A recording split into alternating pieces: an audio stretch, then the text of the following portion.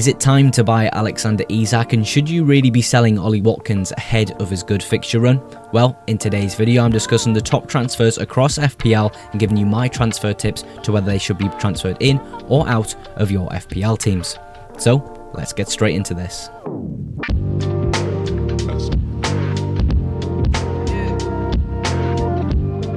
We're getting closer and closer to the deadline, and today's video is the transfer tips video where I cover the top transfers across FPL and give you my thoughts on them. If you are brand new to the channel, welcome. I upload FPL videos to help you guys at home with FPL, so if you want to subscribe to the channel, go ahead and do so. If you do enjoy the video as well, give it a like. Those two things massively support me and the channel. But of course, we're starting with the big man himself. Over 500,000 transfers now in FPL for Alexander Isak, after he successfully got his Liverpool move after a bit of stress for a few different clubs. But we're here. Liverpool have signed Alexander Isak, and is he an option for the upcoming game weeks? I think yes in some cases, but do I think we should be going out and buying Alexander Isak right now with the amount of unknowns we have about the Liverpool squad and Alexander Isak himself? Absolutely not. I don't think it's the correct time to be bringing him in. I think if you truly feel like he starts Burnley, starts Everton, absolutely go ahead and go for him. Of course, there is no stats for this season for Alexander Isak, but we know the quality of player we're dealing with here. And that's why Newcastle was so reluctant to sell him this summer window. But in the reality of things, if I had to pick right now whether I think Alexander Isak's a good buy or a bad, I would say bad, because I don't think he starts against Burnley, and I think it's the Everton fixture where we'll start to see a little bit more of him. We have to realise Alexander Isak has not had a proper pre-season. Pre-season is a massive deal for these players to get back up to fitness and be ready and settled within their squads for the season, and that's not been the case whatsoever with Alexander Isak. So for me, I don't think the minutes are there to be picking him this week, but if you disagree and want to pick him for Burnley, I completely understand the appeal. It doesn't surprise me too much that Ollie Watkins has been sold quite a lot this game week after a disappointing first few weeks of the Premier League season with Aston Villa. Of course, not being super attacking like we thought they would be after the really good pre-season we've seen from them. I would just say this, there's one question I would say to people who are owning Ollie Watkins still and considering selling him, and also to the people who have sold him. When you bought Ollie Watkins, did you really expect to sell him so soon? The answer is probably no. We didn't buy him for the first few game weeks. We bought him for the good stretch of fixtures that Aston Villa have. And you've got Everton, Sunderland, Fulham, Burnley, and even Spurs as good fixtures to look forward to. I think it's a game of patience with Ollie Watkins and Aston Villa. They've just signed a few players. How are they going to implement and affect Aston Villa going forward? You would think quite positively, because they are quality players in the Premier League. So yeah, I really do think it's a game of patience with Ollie Watkins.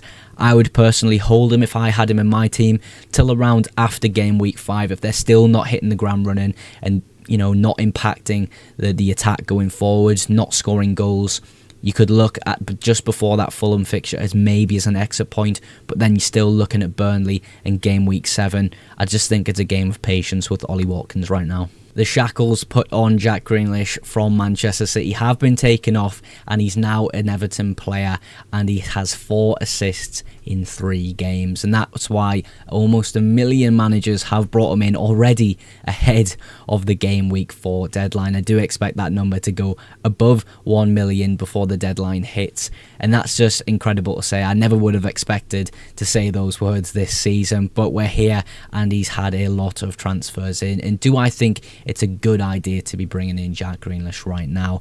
I think yes, in some circumstances. I would just say there's not as much goal threat as I thought there would be with Jack Grealish, but his involvement in terms of assists, like we've already seen so far this season with his 4 assists in 3 games, is a real big threat.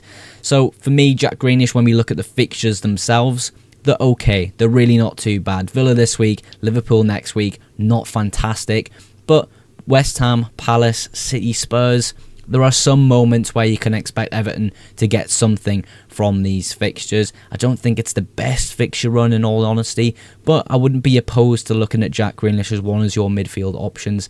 6.7 million seems like a fair enough price, maybe. a steal at the moment, you could say, with his current output. I would definitely say so, but is that going to continue into these harder fixtures? We'll have to wait and see, but a super interesting buy in FPL right now. This week we had the news that Nuno has been sacked and Ange Postecoglou is now the new Nottingham Forest manager. Ange Ball is back in the Premier League, and it was very chaotic at Spurs, but they did win a European trophy, so who knows how it's going to go with Forest. I will say this at least, I think it will be somewhat similar to how things went with Spurs, an attacking system not really based on defence, almost the polar opposite of what Nuno brought to Forest, which brought them massive success. We will just have to wait and see how Postecoglou sets up. I will say this about Chris Wood though, I do think there will be slightly more unselfish runs from Chris Wood, making space for other attacking options in the Nottingham Forest side. We could see Gibbs White be a little bit more advanced within this system. It really depends how things look when Ange Postecoglou takes over. Arsenal away from home this week, of course, is a terrible game, if not probably the worst game amongst Liverpool to start your managerial career. Maybe a bit of bad blood there, of course, being the old Spurs manager, Postecoglou. But Chris Wood, I think it is just too early to sell him. We look at game weeks 5 and 6 in particular against newly promoted sides. Despite one of those sides being the club I support in Sunderland, I have to say they're still really good fixtures and definitely worth keeping a hold of Chris Wood for. Could Chris Wood have less minutes under Ange? Could we see the new signings in Jesus come onto the pitch and take some minutes off? We definitely could, but we just don't know that yet. We really don't. Chris Wood could be a much better option under Postecoglou. The unknowns are still unknown. I think it's a matter of just waiting and seeing. I'd literally give Chris Wood 5 and 6 and maybe look to get rid of him in game week 7. But again, we just have to wait and see how things go under Postecoglou. Senesi is an absolute monster for defensive contribution points, hitting them in all 3 of his fixtures to start the season. If he gets a clean sheet in one of those fixtures and defensive contribution points, that's a minimum of 8 points in a single game week for a defender. That's really, really great, and I think the value he offers is absolutely fantastic. Now, I'm partnered with Night Managers this season, and they are an FPL algorithm. In fact, they're the best performing FPL algorithm in the game, and they have recommended that Senesi is an absolute one to watch, a hidden gem in FPL at 5.4% ownership. I think the likelihood that he gets defensive contribution points in a fixture is so high, and the price he is, I think he's a great buy in FPL. I don't personally have him in my team. There's not really a way I can get him in. I probably could get him around game week 5, game week 6. We'll have to wait and see how that looks for my personal team, but he's definitely on my watch list. What amazing value. And if you want access to the best performing algorithm in the game in Night Managers, I am partnered with them this season. They're offering a 2 free week trial. If you click the link in the description and use code FPLMOGS, you can get Night Managers for free for 2 weeks. And if you do like their services, you can go ahead and use code FPLMOGS for 20% off your first build month. But Senesi for me is an absolute gem in FPL. Aaron Wan-Bissaka is probably one to sell in FPL. I think the good fixtures have now passed for him, and to start the season he was one of the highest owned defenders, if not the highest owned defender to start the season with. There were good fixtures to begin, and now we're looking at the fixture list. It's looking lackluster, and he actually didn't play at all in the last fixture where they actually won a game. So yeah, I just don't know how else we can look at Wan-Bissaka other than a sell right now. It doesn't quite make sense to keep a hold of him. Now, I absolutely love Aaron Wan-Bissaka in real life as a football player. I think he wins that ball so much, and I really just love him as a player. But in FPL right now, it doesn't quite make sense to keep a hold of him. I think fixtures have passed that you wanted him for. Look ahead, it doesn't make sense. So for me, Aaron Wan-Bissaka is definitely a sell in FPL for game week 4.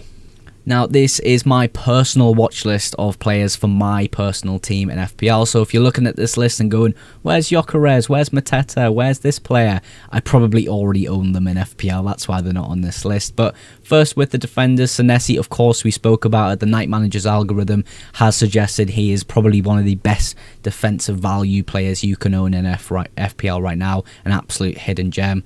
Like I said in the Senesi part of this video, if you're curious to the Night Manager's algorithm, you want to have access to the best algorithm in the game, the FPL Mogs, with the link in the description. There's a 2 free week trial, and if you do like their services, 20% off your first build month is always a great deal.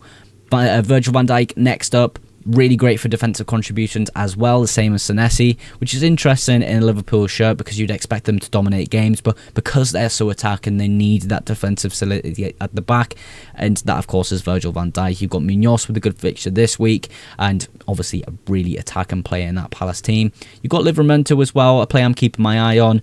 It really depends on how Newcastle set up with their fullbacks.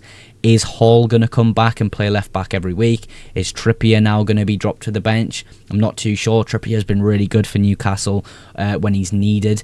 I don't think he's going to be dropped so easily. We look at the midfielders. You've got Simmons, brand new to the Premier League in that Spurs shirt. A very surprising sign. I thought Chelsea were going to get him in all honesty, but if he is central to that Spurs attack with Thomas Frank as manager, definitely one I'm going to keep my eye on. Palmer coming back potentially for the Brentford fixture. Of course, he's always a great FPL option. The numbers are fantastic, and he's just an absolute joy to watch on a football pitch. Jack Grealish, of course, 4 assists in 3 games. He can't go unignored. Semenyo, an amazing start to the season, and has received the most price rises in FPL so far.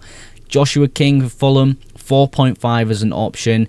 Playing, well, starting every week, but he does get subbed early. If he gets more regular 90-minute games, he will definitely be an option to perhaps be a bench player for myself. Alexander Isak, I mean, it's Isak, he's a great player. Have to keep an eye on that. Haaland, same thing. We know how good he is. It's just so difficult to be fitting Salah and Haaland in the same draft without making sacrifices elsewhere in the team. If he does just keep up and Man City just look amazing, we're probably going to have to rotate into him and hope that Salah just doesn't spike up in form. But it's Mo Salah. He's just an unbelievable player. Chris Wood I have put on the watch list as well. I think for the next 2, well, not this week, but the 2 weeks after when he's facing newly promoted sides, could he be a quick hop on and then hop up after that? Sort of a quick sort of, you know, he's been sold out a lot. Not so much a differential option, but he could be a differential if people continue to sell him. And then I've got the 2 Newcastle forwards in Wissa and Voldemade. I don't know how to say Voldemade's name. Voldemade, who knows? But I've watched him in the under-21s Euros. I've watched him for Stuttgart.